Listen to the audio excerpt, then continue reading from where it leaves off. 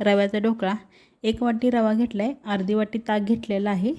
ताक एका पातेल्यात काढून घ्यायचं, त्यात रवा घालायचा, रवा आणि ताक मिक्स करायचं, एक 10 मिनटं झाकून ठेवायचं.